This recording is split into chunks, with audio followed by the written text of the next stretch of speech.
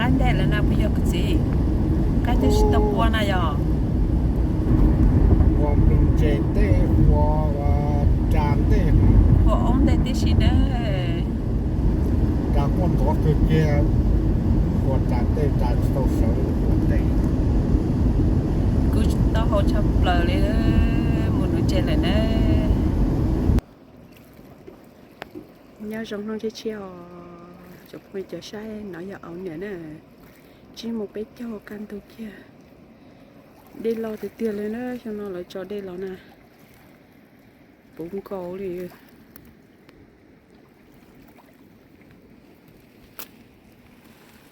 bốn đã phát sinh nó chơi ốp bốn đã bán lò nè ok có cái lì lá kia để con chơi sai nó nhỏ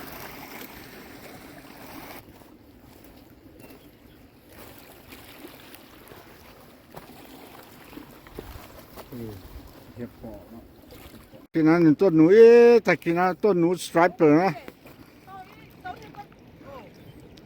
ต้นหนูสไตรเปอร์นะต้นหนูโตมาตัวนี้ครอบตัวนี้ปันนายนะโอ้ลอยลอสู้จนดูดูมันจะกัดลอเลยมันแค่ตอกม้วนรู้ว่าแน่หลอดแล้วนะแค่Okay, here she got the cup. She's just thinking about fishing a striper, but it's no striper bass. That's a cup. She's so lucky.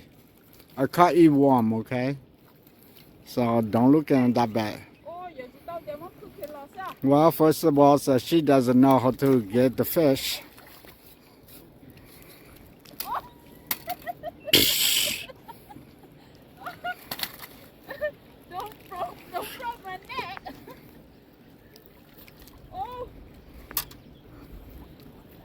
She doesn't know what to do now.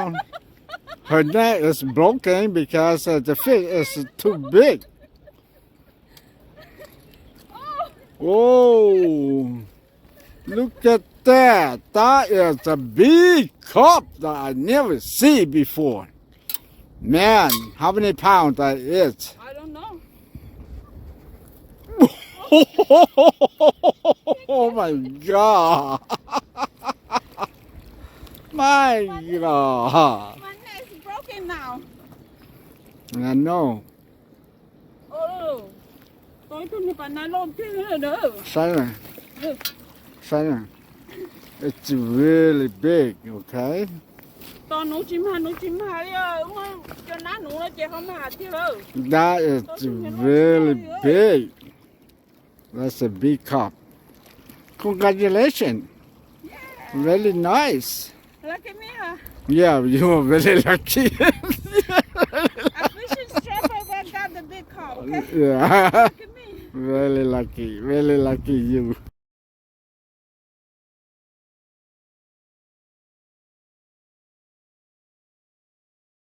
That is a big carp. She's so funny. Oh my God. Whoa. Whoa. Oh my goodness. I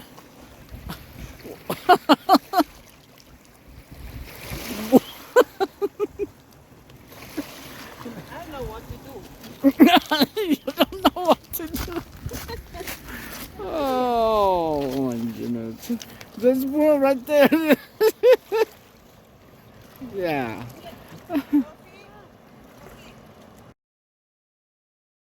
Cái gì ơi, chú cái này tỏ mà tất cả mà đùa lúc nào mà tỏ cho nó hẹn rồi chỉ bỏ hai để giờ bà này là giờ chạy cầu đi chẳng của tôi ít như bạn này lo lông cầu chỉ bua lông cầu cũ đi ở bức sinh rồi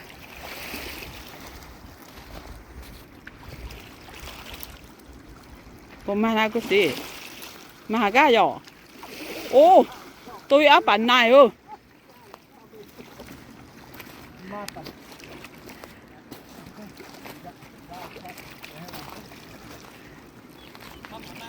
mà bạn này ơi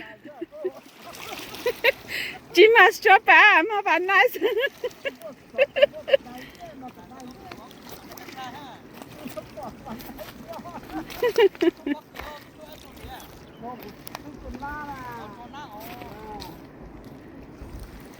ô tao lù là mía cái gì à mía là ô ô cho tao ít nhiều ô quá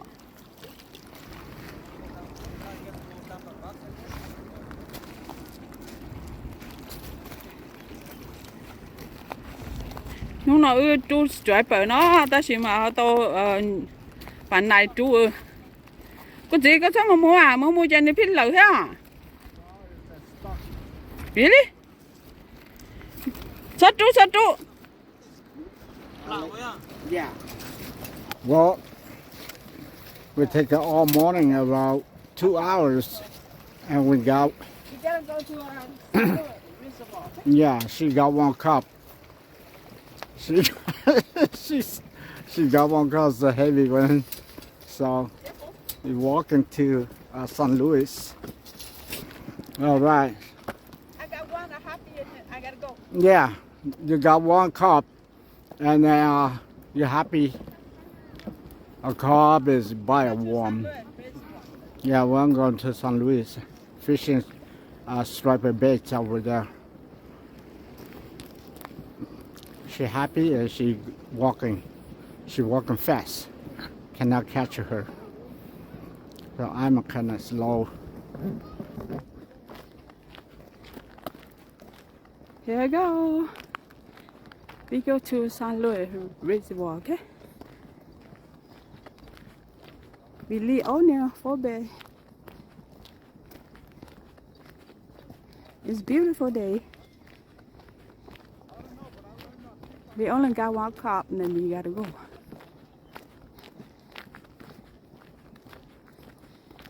Nên gai plea cũng gai plea thế này bản này nó very heavy nên lo thả cả nhà tay chơi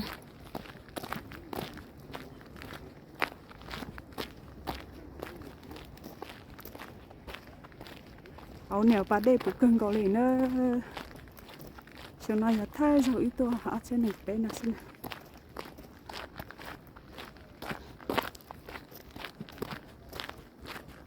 nên mà nuôi chơi chống thì tiệt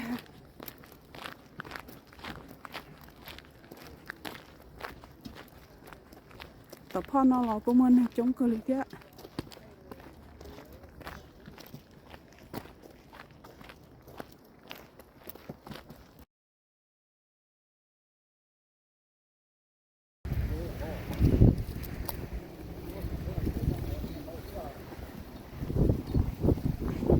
phố lừa chả nó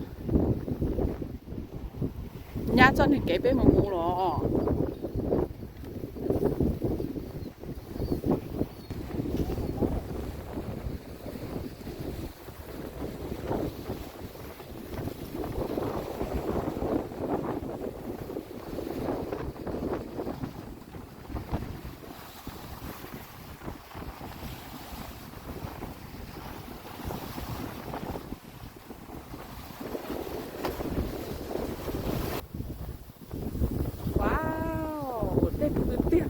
có xe này lo kia từ đèn liền chuối không mẹ ai một lung bầu nữa rồi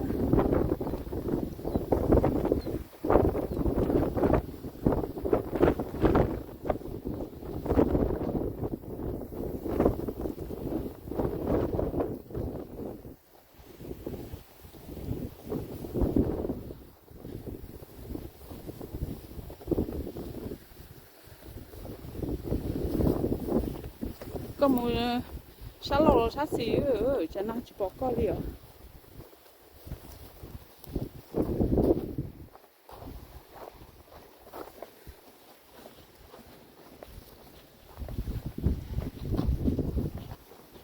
đây bù chặt vào liền yếu phư để tiền đi rồi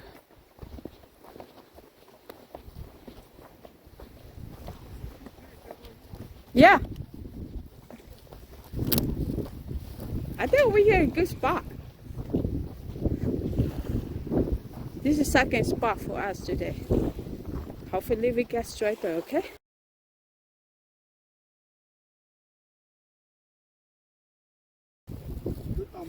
Chú tới từ phần này nhé. Chú tới từ phần này à? Chú tới từ phần này chứ tôi nó sẽ bố mua straighter cho ít nữa nè. Cuối thứ hai đây có xong rồi. Có xong rồi luôn nên đỡ chó. Nó chỉ một phần này à. Nó tan cho bây giờ cứ tin nó màยังkhông xin lọ dễ chấp lại đi. Sẽ lên tin cho tôm chế này thì cũng mới thay cái xe này cái. Sáng lời Reservoir.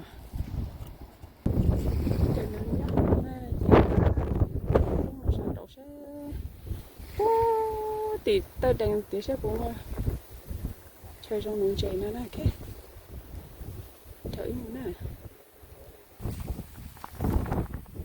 Cái gì cái xã để ướp bởi khó chơi trong nông chế tất cả. Bỏ chấp lời rồi.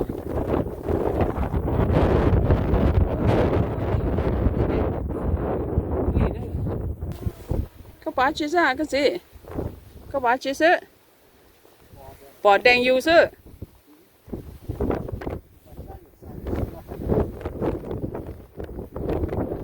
Còn nó mà giờ đèn cây mà tôi chỉ cho nó chia hàng gì nữa. Nhưng mà đèn sát số đi. Bỏ miệng. Trả thế.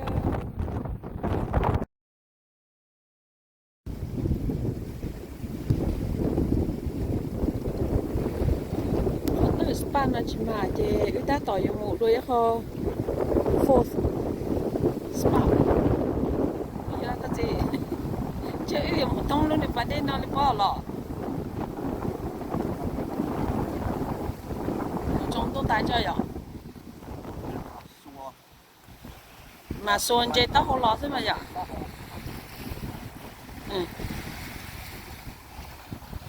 một bó thì luôn thì trong thì san trộn nữa nè cái hopefully một san đó sẽ bắt đầu chơi này chuột lo này đi nữa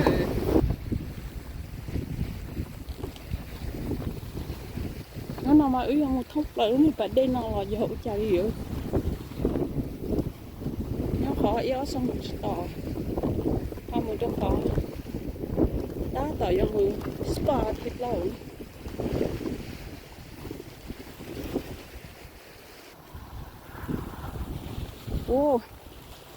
ôi trong sản chè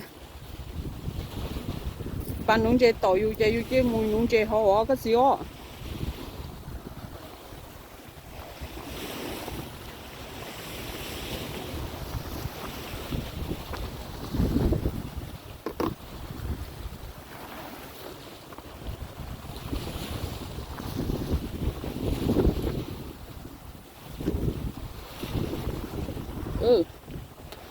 thôi sáng ta trái plei chè bạn nữ tỏi chè chứ lên một số đá tá hậu nó thì chỉ mua đá tá thế rồi số đá chi rồi ui nhưng trái plei chè cũng không hậu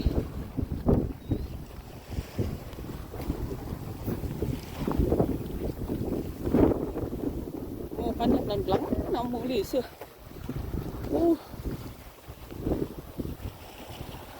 bèo tại cái nó ở nụ đó lúc trẻ trong câu nó sáng trầu qua kia đèn nè chỉ là nhon được trong tông người hậu tô bé xong mà nó chìm chỉ ta tao có lòng mũi đôi phải chơi chia đồ sát xì bó tí nào nữa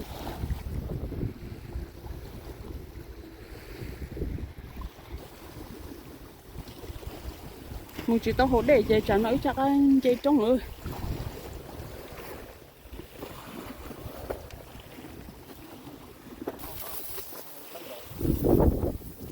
nó lớn nơi cầu chừng con ha hả nó kia là con đi chơi đấy đó đến đây brand new spa for us okay hopefully we like it right here new spot.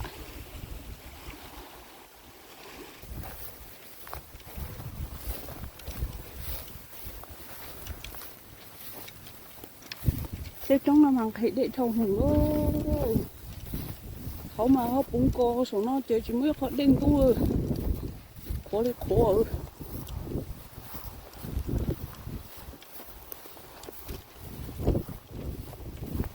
ต่อมาไม่มาตัวหาคอร์สเลยนะ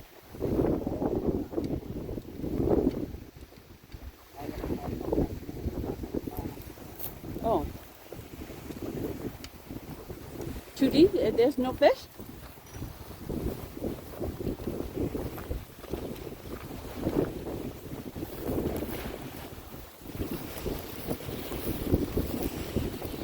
Oh, we can fish over there.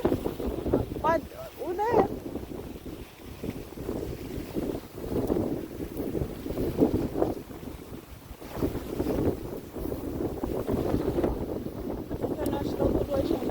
First time we come over here.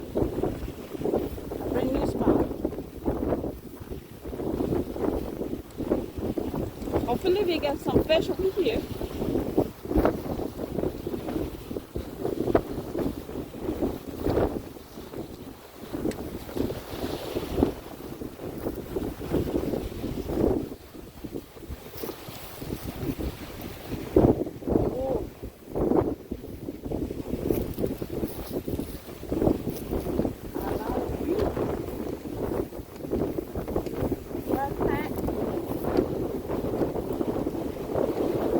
Over here, Dad. Right here.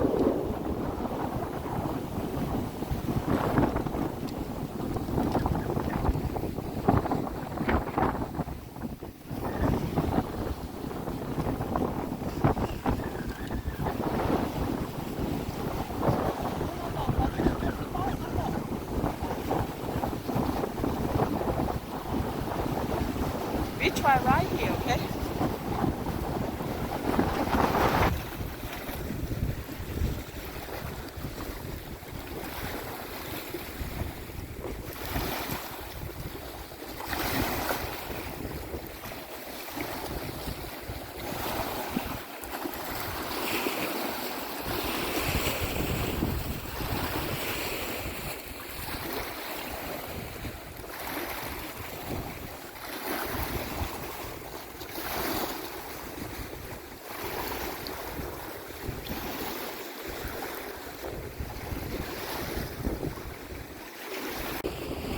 Number 5 spot.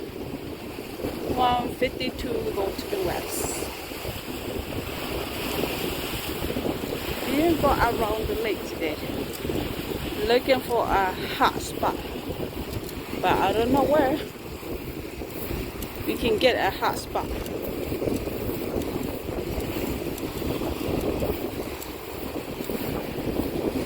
Chú lo mà. Chú mới tin cho nó muốn lo lọc của tà lý cổ lông chuồn cổ cho những liệu gì có một chồng nữa.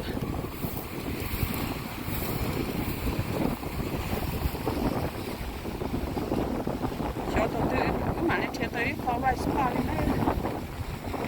Cái này cái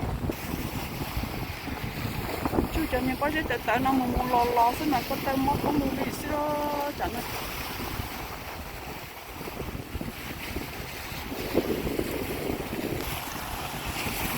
Ủa sao mà cái gì ơi, khoan nhân nó nè. Em một hồ. Đủ phát cho đi nó, chắc phải là chỉ mà đi. Ít thôi khoan nhân số giờ này kia sẽ cũng. Chỉ mà nó cái ít cái có phải nữa ok.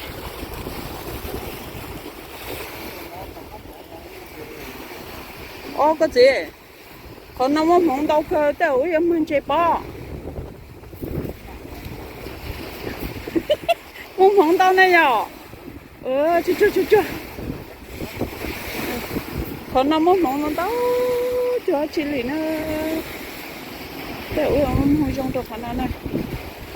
Stay tuned, okay? Còn nó giờ spa của chị nó đó chỉ mà chơi lý tế tu sen thọ chị mười này okay? So next time mà lấy tôi số của mà này chứ. Tôi tin là cha hay tôi tỏ nó trên mà lấy tôi này chứ. So we'll see you next time, alright? Go up here. Go all the way up. Ready to go.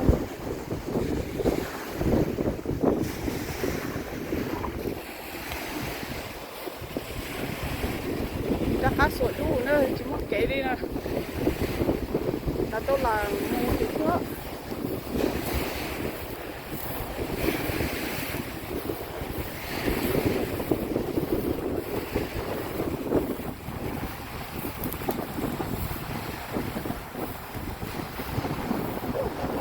Chả để bông cá không phải để siêu. Cho nên nhỏ nó có khó ta sẽ bông cái khối đâu.